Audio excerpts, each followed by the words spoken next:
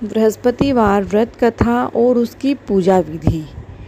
बृहस्पतिवार को जो भी स्त्री पुरुष व्रत करे उनको चाहिए कि वह दिन में एक ही समय भोजन करें, क्योंकि बृहस्पति भगवान का इस दिन पूजन होता है। भोजन पीले चने की दाल आदि का करें, परंतु नमक नहीं खाएं और पीले वस्त्र पहनें। पीले ही फलों का प्रयोग करें। पीले चंदन से पूजा करें। पूजन के बाद प्रेम पूर्वक गुरु भगवान की कथा सुनें। इस व्रत को करने से मन की इच्छाएं पूरी होती हैं और बृहस्पति महाराज प्रसन्न होते हैं और धन, पुत्र, विद्या और मनवांछित फलों की प्राप्ति होती है। भगवान परिवार को सुख शांति प्रदान करते हैं, इसलिए यह व्रत स्त्री और पुरुष सभी के लिए श्रेष्ठकर है। इस व्रत में केले का पूजन करना चाहिए। कथा और पूजन के समय तन, मन, क्रम, वचन से शुद्ध होकर जो इच्छा हो बृहस्पति देव से प्रार्थना करनी चाहिए। उनकी इच्छाओं को बृहस्पति देव अवश्य ही पूर्ण करते हैं, ऐसा मन में दृढ़ विश्वास रखना चाहिए। श्री बृहस्पतिवार व्रत कथा। भारतवर्ष में एक राजा राज्य करता था। वह बड़ा प्रतापी और दानी था। वह नित्य गरीबों और ब्राह्मणों की सहायता करता था। यह बात उसकी रानी को अच्छी नहीं लगती थी। वह न ही गरीबों को खाना देती, न ही भगवान का पूजन करती थी और राजा को भी दान देने से मना किया करती थी। एक दिन राजा शिकार खेलने वन को गए हुए थे तो रानी महल में अकेली थी। उसी समय बृहस्पति देव साधु के वेश में राजा के महल में भिक्षा लेने के लिए गए और भिक्षा मांगी। रानी ने भिक्षा देने से इनकार किया और कहा, हे साधु महाराज, मैं तो दान पुण्य से तंग आ गई हूँ। मेरा पति सारा धन लुटाता रहता है। मेरी इच्छा है कि हमारा धन नष्ट हो जाए, फिर न रहेगा बांस और न बजेगी बांसुरी। साधु ने कहा, देवी तुम तो बड़ी अजीब हो। धन संतान तो सभी चाहते हैं, पुत्र और लक्ष्मी तो पापी के घर भी होने चाहिए। यदि तुम्हारे पास अधिक धन है तो भूखों को भोजन दो, प्यासों के लिए प्याऊ बनवाओ, मुसाफिरों के लिए धर्मशाला खुलवाओ। जो निर्धन अपनी कुंवारी कन्याओं का विवाह नहीं कर सकते उनका विवाह करा दो।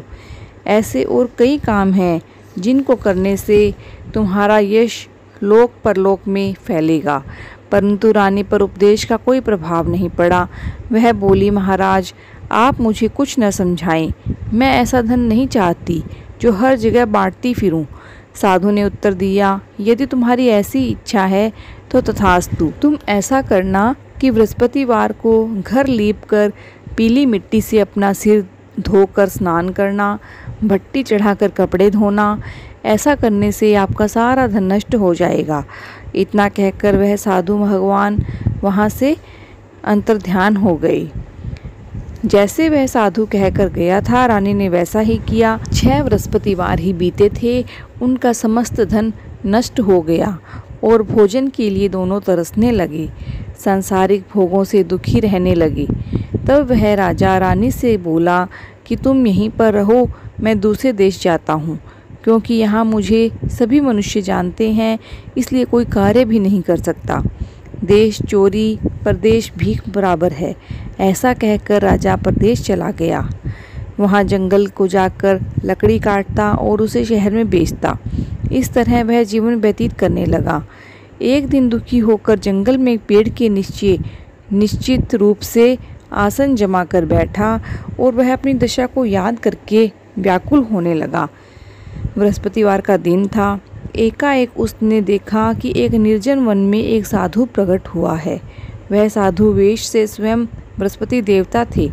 लकड़हारे के सामने आकर बोले, हे लकड़हारे, इस सुनसान जंगल में तू चिंतामग्न क्यों बैठा है? लकड़हारे ने दोनों हाथ जोड़कर प्रणाम किया और उत्तर दिया, महात्मा जी आप सब कुछ जानते हो, मैं क्या कहूँ। यह कहकर वह रोने लगा और साधु को आत्मकथा सुनाई। महात्मा जी ने कहा, तुम्हारी स्त्री ने बृहस्पति के दिन वीर भगवान का निरादर किया, जिसके कारण रुष्ट होकर तुम्हारी यह दशा हो गई है।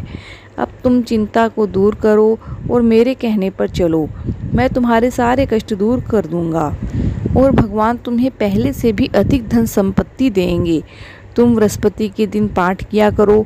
5 रुपए के चने मुनक्का मंगवाकर उसका प्रसाद बनाओ और शुद्ध जल के लोटे में शक्कर मिलाकर अमृत तैयार करो। कथा के पश्चात अपने सारे परिवार और सुनने वाले प्रेमियों से अमृत व प्रसाद बांटकर आप भी ग्रहण करो। ऐसा करके भगवान तुम्हारी सभी मनोकामनाएं पूरी कर देंगे। साधु के ऐसे वचन सुनकर लकड़हारा बोला, हे प्रभु, मुझे लकड़ी बेचकर इतना पैसा नहीं मिलता जिससे भोजन करने के उपरांत कुछ बचा सकूं। मैंने रात्रि में अपनी स्त्री को व्याकुल देखा है। मेरे पास कुछ भी नहीं है जिससे उसकी खबर मंगा सकूं। साधु ने कहा, हे लकड़हारे, तुम किसी बात की चिंता मत करो। बृहस्पति के दिन तुम रोजाना की तरह लकड़ियां लेकर शहर को जाओ।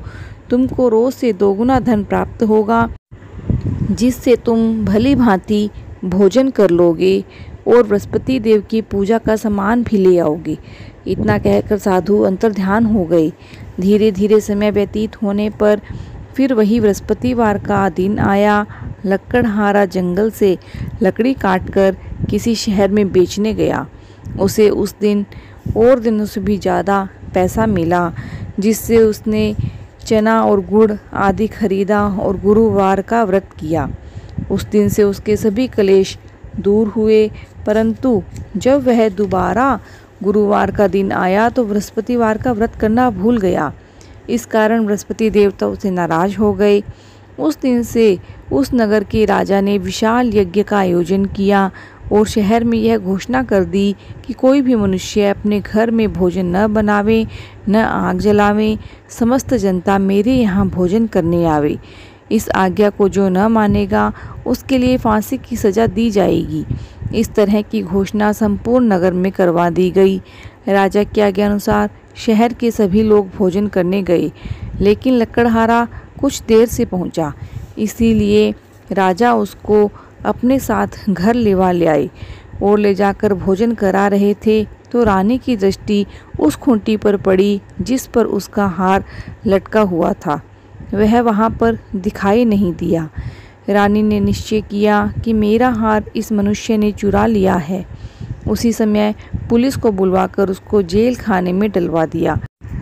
जब लकड़हारा जेल खाने में पड़ गया और बहुत दुखी होकर विचार करने लगा कि न जाने कौन से पूर्व जन्म के कर्म से मेरे लिए दुख प्राप्त हुआ है, और उसी साधु को याद करने लगा जो कि जंगल में मिला था। उसी समय तत्काल बृहस्पति देव साधु के रूप में प्रकट हो गए और उसकी दशा को देखकर कहने लगे, अरे मूर्ख, तूने बृहस्पति देव की कथा नहीं करी, इस कारण तुझे दुख प्राप्त हुआ है। अब चिंता मत कर। बृहस्पतिवार के दिन जेल खाने के दरवाजे पर 4 पैसे पड़े मिलेंगे। उनसे तू बृहस्पति देव की पूजा करना, तेरे सभी कष्ट दूर हो जाएंगे। बृहस्पति के रोज उसे 4 पैसे मिले। लकड़हारे ने कथा कही। उसी रात्रि को बृहस्पति देव ने उस नगर के राजा को स्वप्न में कहा, हे राजा, तुमने जिस आदमी को जेल में कैद कर रखा है वह निर्दोष है, वह राजा है, उसे छोड़ देना। रानी का हार उसी खूंटी पर लटका है। अगर तू ऐसा नहीं करेगा तो मैं तेरे सारे राज्य को नष्ट कर दूंगा। इस तरह रात्रि के स्वप्न को देखकर राजा प्रातःकाल उठा और खूंटी पर हार देखकर लकड़हारे को बुलाकर क्षमा मांगी तथा लकड़हारे को योग्य सुंदर वस्त्र और आभूषण देकर विदा किया तथा बृहस्पति देव की आज्ञा अनुसार लकड़हारा अपने नगर को चल दिया। राजा जब अपने नगर के निकट पहुंचा तो उसे बड़ा आश्चर्य हुआ। नगर में पहले से अधिक बाग, तालाब, कुएं और बहुत सी धर्मशाला, मंदिर आदि बन गई हैं। तब राजा ने पूछा, यह बाग किसका है और धर्मशाला किसकी है? तब नगर के लोग कहने लगे, यह सब रानी और बांदी के हैं। तो राजा को आश्चर्य हुआ और गुस्सा भी आया। जब रानी ने यह खबर सुनी कि राजा आ रहे हैं तो उसने बांदी से कहा कि हे दासी, देख, राजा हमको कितनी बुरी हालत में छोड़ गए थे। हमारी ऐसी हालत देखकर वह लौट ना जाए, इसलिए तो दरवाजे पर खड़ी हो जा। आज्ञा अनुसार दासी ने वैसा ही किया। राजा आए तो उन्हें अपने साथ लिवा लाई। तब उन्होंने कहा, हमें यह सब धन बृहस्पति देव के इस व्रत के प्रभाव से प्राप्त हुआ है। राजा ने निश्चय किया कि 7 रोज बाद तो सभी बृहस्पति देव का पूजन करते हैं, परंतु रोजाना दिन में 3 बार कहानी कहा करूँगा, रोज व्रत किया करूँगा। अब हर समय राजा के दुपट्टे में चने की दाल बंधी रहती और दिन में 3 बार कहानी कहता। एक रोज राजा ने विचार किया कि चलो अपनी बहन के यहाँ हो आवें। इस तरह निश्चय कर राजा घोड़े पर सवार हो अपनी बहन के यहाँ जाने लगा। मार्ग में उसने देखा कि कुछ आदमी एक मुर्दे को लिए जा रहे हैं। उन्हें रोककर राजा कहने लगा, अरे भाइयों, मेरी बृहस्पति देव की कहानी सुन लो। वे बोले, हमारा तो आदमी मर गया है और इसको अपनी कथा की पड़ी है। परंतु कुछ आदमी बोले, अच्छा कहो, हम तुम्हारी कथा भी सुनेंगे। राजा ने दाल निकाली और जब कथा आधी ही हुई थी कि मुर्दा हिलने लग गया, और जब कथा समाप्त हो गई तो राम राम करके मनुष्य उठकर खड़ा हो गया। आगे मार्ग में उसे एक किसान खेत में हल चलाता मिला। राजा ने उसे देखा और उससे बोला, अरे भाइयों, मेरी बृहस्पति देव की कथा सुन लो। किसान बोला, जब तक मैं तेरी कथा सुनूंगा तब तक 4 हरिया और जोत लूँगा, अपनी कथा किसी और को सुनाना। इस तरह राजा आगे चलने लगा। राजा के हटते ही बैल पछाड़ खाकर गिर गए और उसकी पेट में बड़ी जोर का दर्द होने लगा। उसी समय उसकी माँ रोटी लेकर आई। जब उसने देखा तो अपने पुत्र से सब हाल पूछा। बेटे ने सभी हाल कह दिया तो बुढ़िया दौड़ी दौड़ी उस घुड़सवार के पास गई और उनसे बोली, मैं तेरी कथा सुनूंगी, तू अपनी कथा मेरे खेत में चल कर ही कहना। राजा ने बुढ़िया के खेत पर जाकर कथा कही, जिसे सुनते ही वह बैल खड़े हो गए और किसान के पेट का दर्द सही हो गया। राजा अपनी बहन के घर पहुंचा। बहन ने भाई की खूब मेहमानी की। दूसरे रोज प्रातःकाल राजा जगा तो वह देखने लगा कि सब लोग भोजन कर रहे हैं। राजा ने अपनी बहन से कहा, ऐसा कोई मनुष्य है जिसने भोजन नहीं किया हो तो मेरी बृहस्पतिवार की कथा सुन ले। बहन बोली, हे भैया, यह देश ऐसा ही है, पहले यहाँ लोग भोजन करते हैं, बाद में अन्य काम करते हैं। अगर कोई पड़ोस में हो तो देख आऊं। वह ऐसा कहकर देखने चली गई, परंतु उसे कोई ऐसा व्यक्ति नहीं मिला जिसने भोजन न किया हो। अतः वह एक कुम्हार के घर गई जिसका लड़का बीमार था। उसे मालूम हुआ कि उसने यहाँ 3 रोज से किसी यहाँ ने भोजन नहीं किया है। रानी ने अपने भाई की कथा सुनने के लिए कुम्हार से कहा, यह तैयार हो गया। राजा ने जाकर बृहस्पतिवार की कथा कही, जिसको सुनकर उसका लड़का ठीक हो गया। अब तो राजा की प्रशंसा होने लगी। एक रोज राजा ने बहन से कहा, हे बहन, हम आपसे अपने घर जाएंगे, तुम भी तैयार हो जाओ। राजा की बहन ने अपनी सास से कहा। सास ने कहा, हाँ चली जा, परंतु अपने लड़कों को मत ले जाना, क्योंकि तेरे भाई की कोई औलाद नहीं है। बहन ने अपने भाई से कहा, हे भैया, मैं तो चलूँगी, परंतु कोई बालक नहीं जाएगा। राजा बोला, जब कोई बालक नहीं चलेगा तब तुम क्या करोगी? बड़े दुखी मन से राजा अपने नगर को लौट आया। राजा ने अपनी रानी से कहा, हम निर्वंशी राजा हैं, हमारा मुंह देखने का धर्म नहीं है और कुछ भोजन आदि नहीं किया। रानी बोली, हे प्रभु, बृहस्पति देव ने हमें सब कुछ दिया है, हमें औलाद अवश्य देंगे। उसी रात को बृहस्पति देव ने राजा के स्वप्न में कहा, हे राजा, उठ, सभी सोच त्याग दे, तेरी रानी गर्भ से है। राजा की यह बात सुनकर बड़ी खुशी हुई और 9वें महीने में उसके गर्भ से एक सुंदर पुत्र पैदा हुआ। तब राजा बोला, हे रानी, स्त्री बिना भोजन के रह सकती है, बिना कहे नहीं रह सकती। जब मेरी बहन आवे तुम उससे कुछ कहना मत। रानी ने सुनकर हाँ कर दिया। जब राजा की बहन ने यह शुभ समाचार सुना तो वह बहुत खुश हुई और बधाई लेकर अपने भाई के यहाँ आई। तभी रानी ने कहा कि घोड़ा चढ़कर तो नहीं आई, गधा चढ़ी आई। राजा की बहन बोली, भाभी, मैं इस प्रकार न कहती तो तुम्हें औलाद कैसे मिलती? बृहस्पति देव ऐसे ही हैं, जैसे जिसके मन में कामनाएं हैं सभी को पूर्ण करते हैं।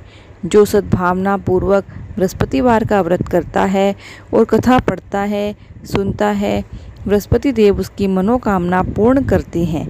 भगवान बृहस्पति देव उसकी सदैव रक्षा करते हैं। संसार में सद्भावना से भगवान जी का पूजन व्रत करके सच्चे हृदय से उनका मनन करते हुए जयकारा बोलना चाहिए। बृहस्पति देव की कथा। प्राचीन काल में एक ब्राह्मण था। वह बहुत निर्धन था। उसके कोई संतान नहीं थी। उसकी स्त्री बहुत मलिनता के साथ रहती थी। वह स्नान न करती, किसी देवता का पूजन न करती। इससे ब्राह्मण देवता बड़े दुखी थे। बेचारे बहुत कुछ कहते थे किंतु उसका कुछ परिणाम न निकला। भगवान की कृपा से ब्राह्मण की स्त्री के कन्या रूपी रत्न पैदा हुआ। कन्या बड़ी होने लगी और प्रातः स्नान करके विष्णु भगवान का जाप और बृहस्पतिवार का व्रत करने लगी। अपने पूजन पाठन का ध्यान समाप्त करके स्कूल को जाती और अपनी मुट्ठी में जौ भर के ले जाती और पाठशाला के मार्ग में ढोलती जाती। तब ये जौ स्वर्ण के हो जाते और लौटते समय उनको बीन कर घर को ले आती। एक दिन वह बालिका सूप में उस सोने के जौ को फटक कर साफ कर रही थी कि उसके पिता ने देख लिया और कहा, हे बेटी, सोने के जौ के लिए सोने का सूप होना चाहिए। दूसरे दिन बृहस्पतिवार था। इस कन्या ने व्रत रखा और बृहस्पति देव से प्रार्थना करके कहा, मैंने आपकी पूजा सच्चे मन से की है तो मेरे लिए सोने का सूप दे दो। बृहस्पति देव ने उसकी प्रार्थना सुन ली और रोजाना की तरह वह कन्या जौ फैलाती हुई जाने लगी। जब लौटकर जौ बीन रही थी तो बृहस्पति देव की कृपा से सोने का सूप मिला। उसे वह लेकर घर आई। उसमें जौ साफ करने लगी परंतु उसकी माँ का वही ढंग रहा। एक दिन की बात है कि वह कन्या सोने के सूप में जौ साफ कर रही थी। उसी समय उस शहर का राजपुत्र वहां से होकर निकला। इस कन्या के रूप और कार्य को देखकर मोहित हो गया और अपने घर आकर भोजन और जल त्याग कर उदास होकर लेट गया। राजा को इस बात का पता लगा तो उसने अपने प्रधानमंत्री के साथ उसके पास गए और बोले, हे बेटा, तुम्हें किस बात का कष्ट है? किसने अपमान किया है अथवा और कारण से हो सो कहो, मैं वही कार्य करूँगा जिससे तुम्हें प्रसन्नता हो। अपने पिता की राजकुमार ने बातें सुन ली तो वह बोला, मुझे आपकी कृपा से किसी भी बात का दुख नहीं है। किसी ने मेरा अपमान नहीं किया परंतु मैं उस लड़की से विवाह करना चाहता हूँ जो सोने के सूप में जौ साफ कर रही थी। यह सुनकर राजा आश्चर्य में पड़ा और बोला, हे बेटा, इस तरह की कन्या का पता तुम्हें लगाओ। मैंने उसके साथ तेरा विवाह अवश्य करवा दूंगा। राजकुमार ने उस लड़की के घर का पता लगवाया और उस मंत्री के साथ लड़की के घर गया और ब्राह्मण देवता को सभी हाल बतलाया। ब्राह्मण देवता राजकुमार के साथ अपनी कन्या का विवाह करने के लिए तैयार हो गए। विधि विधान के अनुसार ब्राह्मण की कन्या का विवाह राजकुमार के साथ हो गया। कन्या के घर से जाते से ही पहले की भांति उस ब्राह्मण देवता के घर में गरीबी का निवास हो गया। अब भोजन के लिए भी अन्न बड़ी मुश्किल से मिलता था। एक दिन दुखी होकर ब्राह्मण देवता अपनी पुत्री के पास गए। बेटी ने पिता की दुखी अवस्था को देखा और अपनी माँ का हाल पूछा। तब ब्राह्मण ने सभी हाल कहा। कन्या ने बहुत सा धन देकर अपने पिता को विदा किया। इस तरह ब्राह्मण का कुछ समय सुखपूर्वक व्यतीत हुआ। कुछ दिन बाद फिर वही हाल हो गया। ब्राह्मण फिर अपनी कन्या के यहाँ गया और सारा हाल कहा तो लड़की बोली, हे पिताजी, आप माताजी को यहाँ लिवा लाओ। मैं उनसे विधि बता दूंगी जिससे गरीबी दूर हो जाए। वह ब्राह्मण देवता अपनी स्त्री को साथ लेकर पहुँचे तो अपनी माँ को दरिद्रता दूर करने की बात बताई परंतु उसकी माँ ने एक भी बात नहीं मानी और प्रातःकाल उठकर अपनी पुत्री के बच्चों की जूठन को खा लिया। इससे उसकी पुत्री को भी बहुत गुस्सा आया और एक रात को कोठरी में सभी सामान निकाल दिया और अपनी माँ को उसने बंद कर दिया।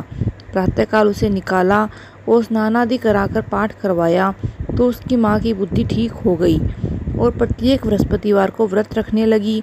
इस व्रत के प्रभाव से उसकी माँ बाप को भी खूब धनवान और पुत्रवान हो गए और बृहस्पति जी के प्रभाव से इस लोक में सुख होकर स्वर्ग को प्राप्त हुए।